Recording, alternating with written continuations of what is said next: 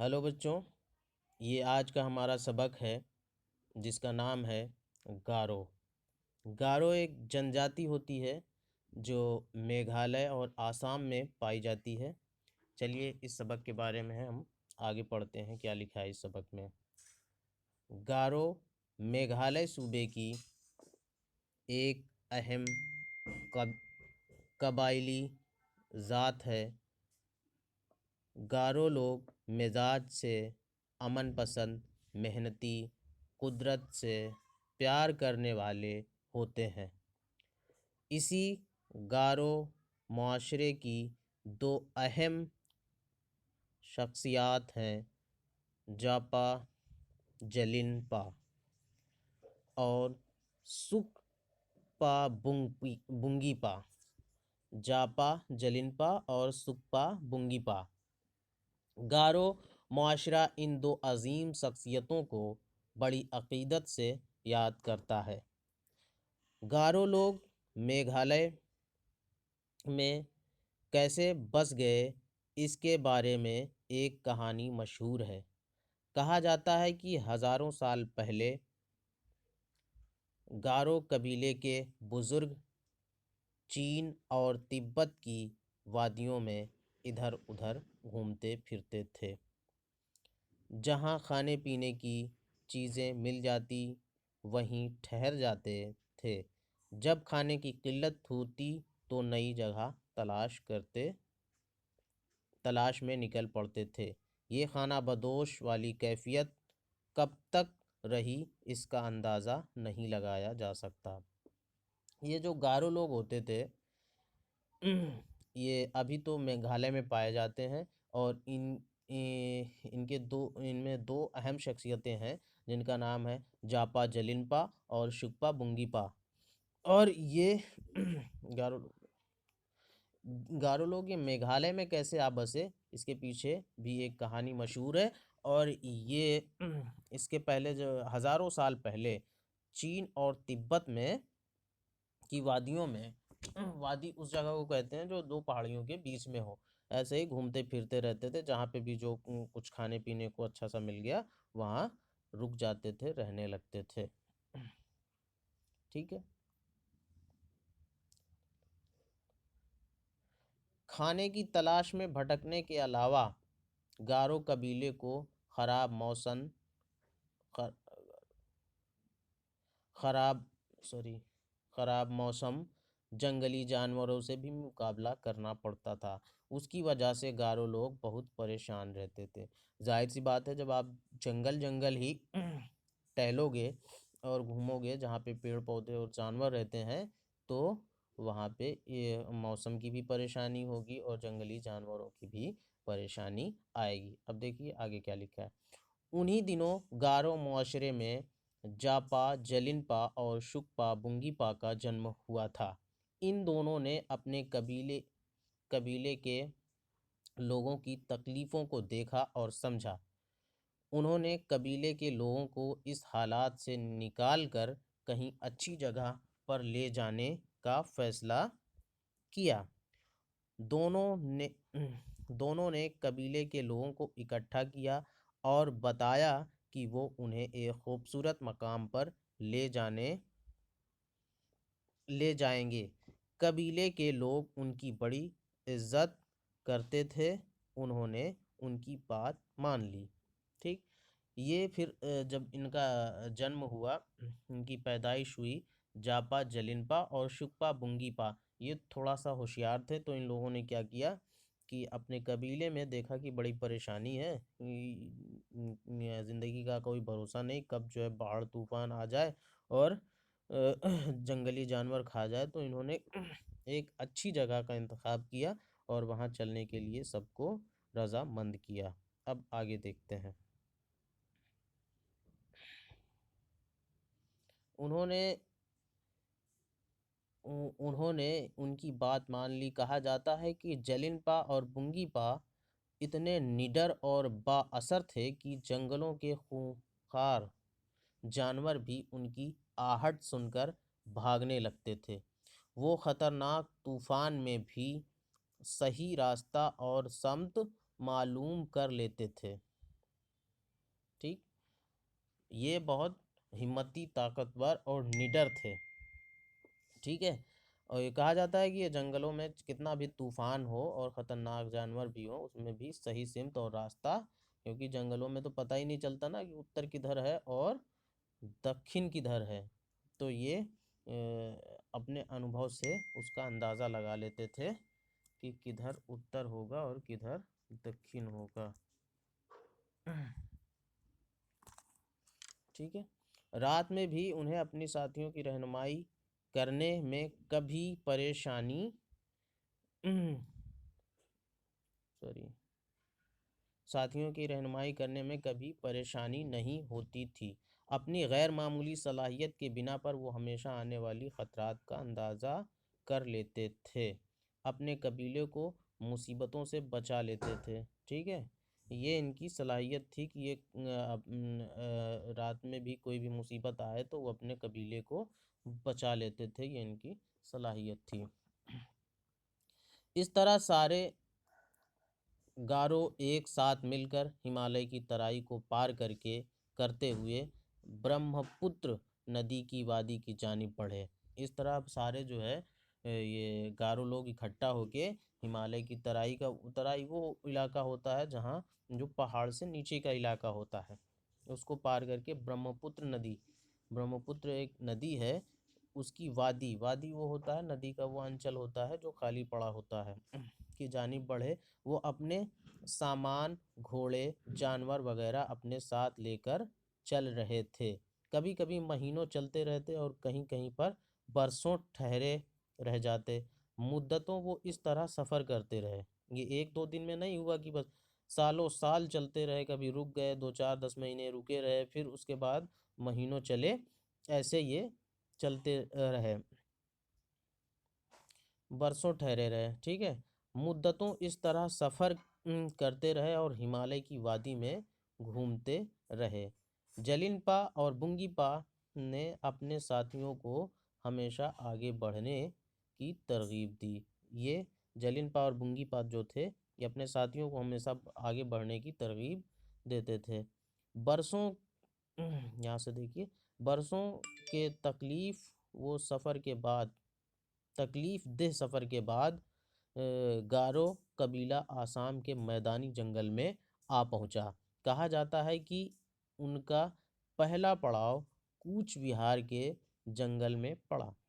कहा जाता है कि वो पहला अपना पड़ाव जो रुके हुए थे, जहाँ जहाँ पे रुके हुए थे वो कूच विहार का जंगल था। ठीक है। सॉरी, उस ज़माने में कूच विहार पर आसाम के राजा का कब्ज़ा था। उस ज़माने में वहाँ पे किसका कब्ज़ा था? आसाम के राजा थे। उसने गारो कबीलों को आगे बढ़ने से रोक दिया। उसने इनको आगे बढ़ने से रोक दिया। गारो कबीला पहले से ही अमन पसंद था। ये लड़ाई झगड़े से दूर रहते थे और अमन पसंद थे। उसने लड़ाई का रास्ता नहीं अपनाया। जलिनपा और बुंगीपा ने आसाम के राजा से बातचीत करके उन्हें समझाया और राजा उन्हें रास्ता देने के लिए राज़ी हो गया। जब अमन पसंद थे, लड़ाई नहीं किया और राजा को फिर जाके अपनी बात समझाई कि हम लड़ने या हुकूमत करने नहीं आए, हमको जो है थोड़ी रहने के लिए जगह दे दी जाए, तो उन्होंने मान लिया। ठीक है। उसके उसके शादी एक गारो लड़की से कर दिया और राजा की भी शादी एक गारो लड़की से कर दी गई और इस तरह माहौल खुशगवार हो गया। कुछ लोगों की राय है कि वाकया पहली सदी कब्ल मसीह का है। ये बात जो है कब की मानी जाती है? पहली पहली सदी कब्ल का मतलब क्या हुआ? पहली ईसवी सदी के पहले की बात है। आज कूच विहार का इलाका मगरबी बंगाल में शामिल है। कहा जाता है कि गारो कबीले के कुछ लोग कूच विहार में बस गए थे।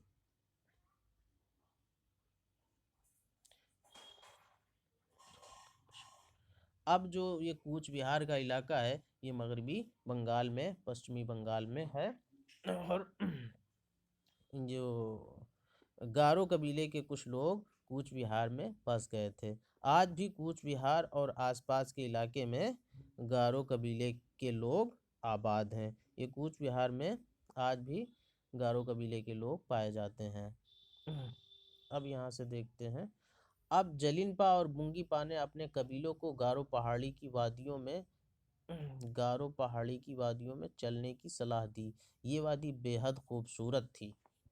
जलिनपा और बुंगीपा ने क्या किया, इनको कहाँ ले गए, गारो पहाड़ी की वादियों में। ये वादी बेहद खूबसूरत थी, बहुत खूबसूरत थी। यहाँ के पहाड़, झरने, जंगली फूल, फल, जड़ी बूटियाँ, जानवर और परिंदे माहौल को बेहद खूबसूरत बना रहे थे। ज़मीन भी ज़रख़ेज़ थी, इसलिए उन्हें वहीं बसने का फ़ैसला लिया। ज़मीन भी खूब उपजाऊ थी, जिसमें फसलें उग सकती थीं, और फल फूल और जड़ी बूटियाँ और जानवर भी थे। तो इन्होंने यहाँ गारो की पहाड़ियों में बसने का फैसला किया। अब देखिए यहाँ से क्या है। आज ये इलाका गारो कबीले की असल रिहाइश का इलाका बन गया है। आज जो है ये गारो यहीं रहते हैं। गारो कबीला इसे मुक़द्दस ज़मीन मानता है। गारो कबीला जो है इसको मुक़द्दस ज़मीन मानता है। गारो शुरू से ही कुदरत के मुख्तलिफ वसाइल की तलाश को ही अपना शौक़ मानते थे। गारों में एक दिलचस्पी होती थी कि वो क्या करते थे, वसाइल जो अल्लाह ताला की तरफ से हमें कोई भी दुनिया वो दिया गया है, प्राकृतिक चीज़ दी गई है, उसको जो है अपना उसको तलाश करना ही अपना ये शौक़ मानते थे। जंगलों में घूमना, फल फूल, अनाज, जड़ी बूटियों की तलाश करना, खेती खेती के लिए ज़रख़ेज़ ज़मीन की पहचान करना इन्हें शुरू से ही पसंद रहा है। आज भी गारो कबीले के लोग अपने रवायती हुनर को कायम रखे हुए हैं। गारो कबीला और गारो तहज़ीब हिंदुस्तान की शान है। गारो कबीला और इनकी तहज़ीब जो है हिंदुस्तान की शान मानी जाती है। अब देखिए ये मुश्किल अल्फाज और उनकी माने लिखे हुए हैं, उसको हम देख लेते हैं। इसके अलावा भी अगर कुछ समझ में ना आया हो तो बता दीजिएगा, हम समझा देंगे, मैसेज करिएगा हमें। मुआशरा का मतलब होता है समाज। मुआशरा हमारा समाज, ये मुआशरा का मतलब होता है समाज। खाना बदोश का मतलब होता है जो एक जगह पे ना रहते हों, जगह बदल बदल के रहते हों, ऐसे कबीले। इसमें क्या लिखा है, ऐसे कबीले जो कोई मुस्तकिल घर नहीं बनाते, बंजारे। ये कहीं एक जगह पे नहीं रहते और बदल बदल के जगह पे रहते हैं।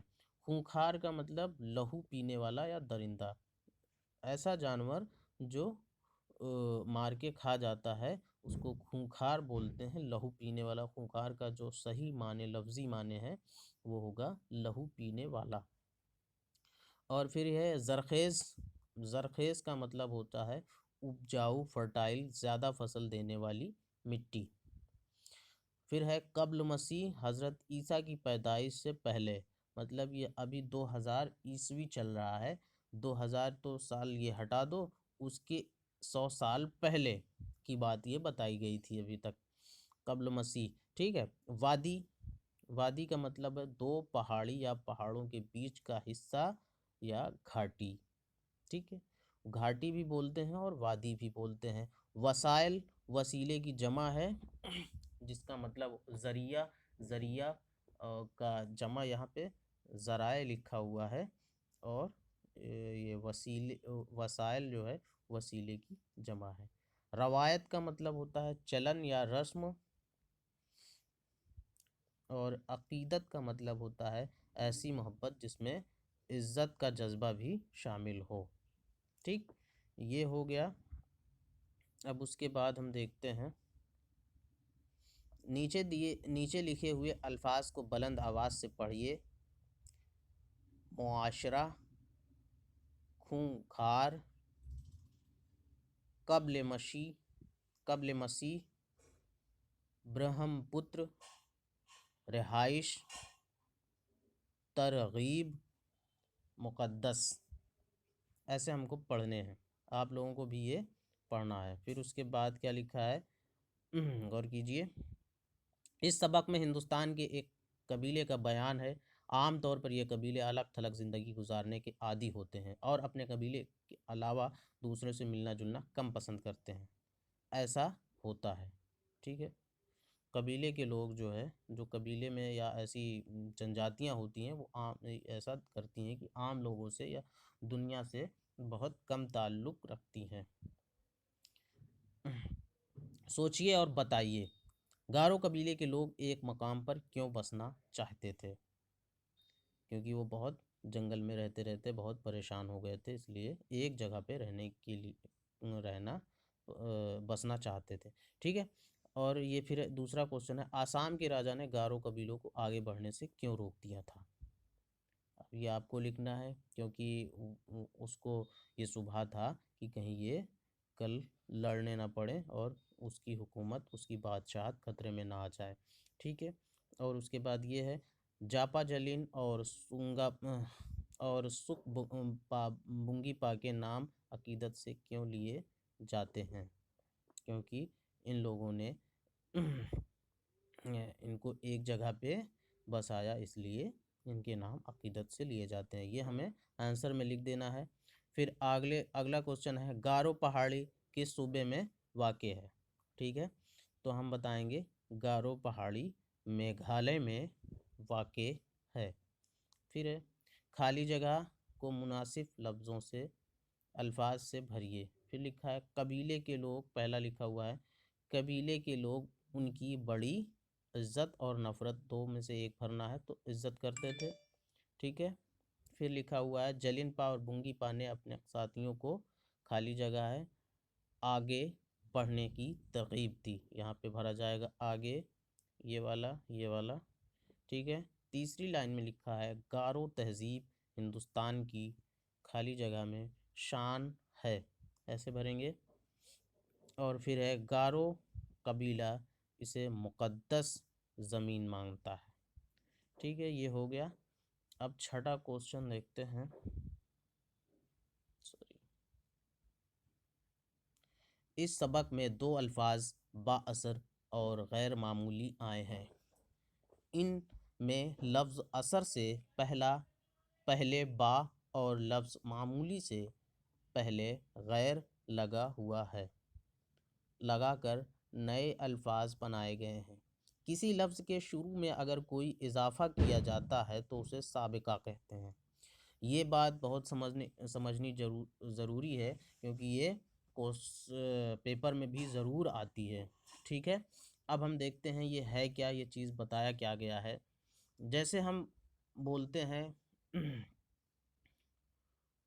मामूली, मामूली का मतलब हुआ आम बात, और कह दिया जाए गैर मामूली, तो ये हो गया कोई ख़ास बात की तरफ, ख़ास आदमी की तरफ, या ख़ास बात की तरफ, या ख़ास चीज़ की तरफ इशारा किया जा रहा है, ठीक है।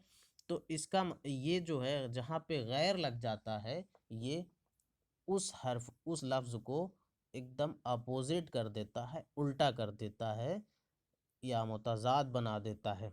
और ये है बा बा असर, यहाँ पे बा असर, जैसे कहा जाए बा असर या बा इज़्ज़त या बा कमाल, तो ये बा का मतलब होता है के साथ। यहाँ पे ये जब भी लगेगा तो इसका मतलब हो जाएगा, बा का मतलब हो जाएगा के साथ। जैसे असर का मतलब होता है असर, ठीक है, और बा असर मतलब असर के साथ। इज़्ज़त, बा इज़्ज़त, इज़्ज़त के साथ। बा कमाल, कमाल के साथ। बा हुनर, हुनर के साथ, ऐसे आएगा। अब ये गैर मामूली होता है, ये लफ्ज़ को उल्टा कर देता है, और ये जो लफ्ज़ के आगे गैर और बा लगा हुआ है, इसको कहते हैं साबिका, ठीक है। और ये ज़रूर लिखने के लिए आएगा, क्वेश्चन में भी, पिछले साल भी शायद आया हुआ था और इस बार भी आएगा ज़रूर। इसको अच्छे से समझ लेना है और पढ़ लेना है, ठीक है। गैर, और इसके 5-5 अल्फाज भी अपने से बना के लिखने हैं। फिर ये हम सातवां देखते हैं, नीचे दिए गए लफ्ज़ों को जुमलों में इस्तेमाल कीजिए। इसको जुमलों में इस्तेमाल करना है तो इसके सही माने आप लोगों को वाज़े हो जाएंगे। ये क्या लिखा हुआ है? पहला लिखा हुआ है अमन पसंद, सॉरी, अमन पसंद। अमन पसंद का मतलब हुआ शांति प्रिय। ठीक है, हम सबको अमन पसंद होना चाहिए, जिससे हमारा देश आगे बढ़ सके। खुशगवार, खुशगवार का मतलब माहौल अच्छा होना, तो खुशगवार होना। दीपावली और ईद के मौके पर माहौल खुशगवार रहता है। खूबसूरत, खूबसूरत का मतलब देखने में खूबसूरत, सुंदर, ब्यूटीफुल, खूबसूरत। वो लड़का बहुत खूबसूरत है, ऐसे भी लिख सकते हैं। गैर मामूली, जैसे हम ऐसे भी लिख सकते हैं, उर्दू ज़बान गैर मामूली ज़बान है। रहनुमाई, हमारे उस्ताद हमारे क्लास की रहनुमाई करते हैं, ऐसे लिख सकते हैं। ये हो गया हमारा आज का सबक। और एक और रह गया है, क्या है ये? ये इसको देख लेते हैं, 8वां, सॉरी। अपने सूबे या किसी और सूबे की किसी कबायली ज़ात के बारे में मालूमात हासिल कीजिए और अपने लफ्ज़ों में बयान कीजिए। किसी ऐसी दूसरी कबायली ज़ात ज़ात के बारे में पता कीजिए। ठीक है। गारो कबीले के लोग ने लंबे सफ़र तय किया था। अगर आपने कोई सफ़र किया हो तो उसका हाल बयान कीजिए। इन दोनों को अपने से आपको लिखना है। ठीक है, ये आज का सबक ख़त्म हो गया। अब इसमें अगर कोई बात नहीं समझ में आ रही है तो इसको मैसेज कीजिएगा, तो फिर मैं बताऊंगा।